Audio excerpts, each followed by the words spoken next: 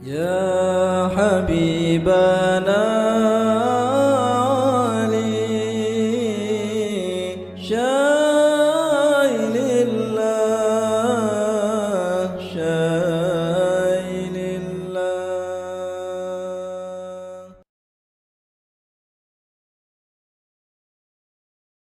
Atau enggak ngeri. Makanya sahabat radhiyallahu taala anhum ajmain dalam hidup ini bukan asal mau bangun musola. Tuh ada satu sahabat yang sudah enggak bisa ke masjid karena rumahnya terhalang hujan banjir, jalannya susah, ya udah tua renta. Akhirnya diizinkan oleh Nabi SAW untuk sholat di rumah. Sahabat tadi buat musola di rumahnya, bukan bangun karena ya udah jadi rumah. Ada bagian rumah yang digunakan sebagai musola, artinya untuk sholatnya di situ. Sahabat tadi tidak merasa puas dengan punya musola. Kenapa? Ini musola aku yang buat, ini musola aku yang niatin, ini musola aku yang sholat. Berkahnya mana? Merasa ini belum ketempelan berkahnya Kanjeng Nabi Muhammad SAW. Karena Rasulullah masih ada, hidup Nabi SAW. Maka sahabat minta tolong, Kanjeng Nabi tolong rawuh ke rumah saya. Nabi pun memenuhi undangannya. Sebagaimana disebutkan dalam kitab Sahih Bukhari. Berangkat Kanjeng Nabi SAW ngajak sejumlah sahabat. Sampai di situ Rasul nanya, di bagian rumahmu yang mana kamu ingin aku sholat? Di bagian rumahmu yang mana kamu ingin aku sholat? Ditunjukkan di sini ya Rasulullah. Maka Nabi SAW sholat sunnah, sahabat jadi makmum di belakangnya. Dan itu waktu duha.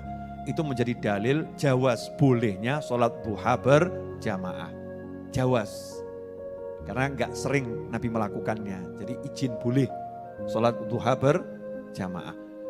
Kita enggak bahas sholat duhanya. Tapi yang kita bahas, sahabat itu merasa sangat penting kehadiran Nabi Muhammad SAW di rumah beliau untuk memberkati musolanya. Dan Nabi merasa paham betul bahwasanya kehadiran beliau akan memberkati tempat itu. Maka datang gak nanya mana makanannya, tapi nanya mana tempat sholatnya. Selesai sholat, Nabi disuruh makan sama sahabat. Begitulah cara menghormati orang-orang yang punya kemuliaan. Disuruh ibadah tapi ya disiapkan tempat untuk makan. Itu kehidupannya sahabat seperti itu. Nah sekarang kita bangun rumah. Sudah mulai banyak orang yang tidak mikir barokah. Dipikirkan konstruksinya. Biar selamat. Pondasinya, besinya, cakar ayamnya. Semuanya dipikirkan. Tapi berkahnya enggak dipikirkan. Sehingga ketika mulai mau gali pondasi, enggak pengen biar pondasinya berkah tuh caranya bagaimana. Jenengan percaya boleh, enggak percaya boleh. Ikut boleh, enggak ikut boleh. Tapi orang-orang dulu itu kalau bangun rumah, gali pondasi, itu datengin ke kiai, datengin ke para ulama, para habaib, bawa air mineral. Bawa air mineral. Setelah saya ngomong begini, jangan ada yang datang ke sini bawa air. Ya, karena saya nggak jualan air gitu. Ya kalau bawa air ya alhamdulillah, ya saya suruh naruh di musola silahkan pulang. Kan lumayan nambah-nambahi air mineral. Bawa air, minta tolong Yai, Habib, Guru, tolong airnya didoain. Saya lagi gali pondasi, ini sebentar lagi mau cor pondasinya.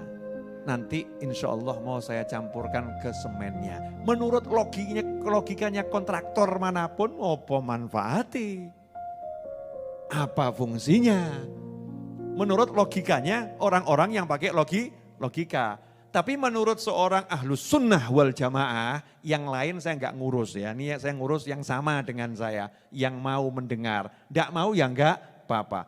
Menurut ahlus sunnah wal jamaah, ini namanya cari barokah. Barokah gak bisa dipikir. Karena gak ada judulnya ilmu mikir berkah.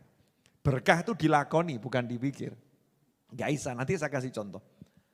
Minta doa, kiainya ya paham, didoakan. dengan doa yang dimiliki, entah dibacakan surat Al-Fatihah dan lain sebagainya. Setelah itu dibawa pulang, airnya dicampur sama air semen tadi itu, diaduk dengan mantap, insya Allah ngecor berkah, selamat semuanya. Ini yang dilakukan orang-orang terdahulu.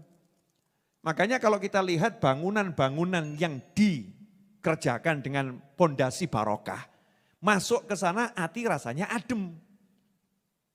Kenapa kok adem? Di pondasi-pondasinya ada doa-doanya para ulama.